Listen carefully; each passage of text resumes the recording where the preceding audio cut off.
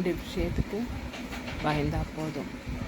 ஒன்று, கடவுள் நம்ம படைத்தவர், அவருக்கு தெரியும் நம்மளுக்கு என்ன கொடுக்கணும் கொடுக்கக்கூடாதுன்னு.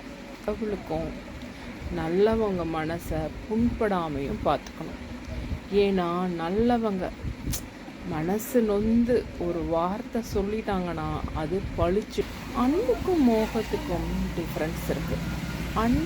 அன்பால் ஒரு பிள்ளைய என்ன செய்வாங்க, கடவுள் எல்லாம் பார்த்துப்பார், என் குழந்தைக்கு தேவையானதை கடவுள் செய்வார், கடவுள் பார்த்துக்கோ, எனக்கு கடவுள் செய்வாங்க அப்படின்னு சொல்கிறது தான் அன்பு.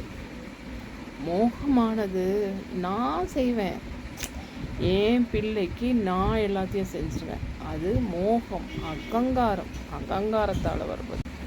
அன்பில் தன்னலம் இருக்காது, மோகத்தில் அகங்காரம் இருக்கும், அதுதான் இருக்கக்கூடாது. அனுமனுக்கு தெரியாமையே அனுமன் கிருஷ்ணரை மிதிச்சுட்டு காயம்புற வச்சுட்டார். அந்த கதை தெரியுமோ? எப்படின்னா, அர்ஜுனன் ஒரு சமயம் அவனுக்கு ஒரு மாதிரி அகங்காரம் வந்துடுது.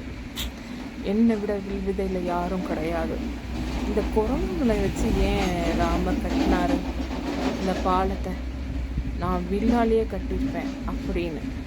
அப்போ ஒரு வயசான குரங்கு வருது, என்ன சொல்கிற அப்படின்னு கேட்குது. அப்போது அர்ஜுனன் சொல்கிறார், நான் என் வில்லாலேயே கட்டியிருப்பேன். சரி, நீ கட்டு, பாலத்தை கட்டு வில்லால், நான் நடந்து போகிறேன், உடஞ்சிடுச்சுன்னா நீ தோத்துட்ட, உடையிலனா நான் தோத்துட்டேன் அப்படின்னு சொல்லுது.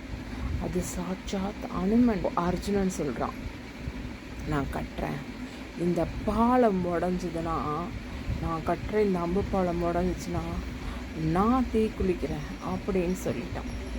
அப்போது அம்பு பாலம் கட்டுறான். அனுமன் சக்தி அப்பா அளவிட முடியாதது.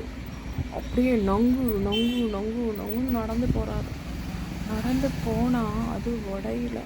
ஜெயிச்சிட்ட அப்படின்னு சொல்கிறாரு அர்ஜுனன் கிட்டக்க.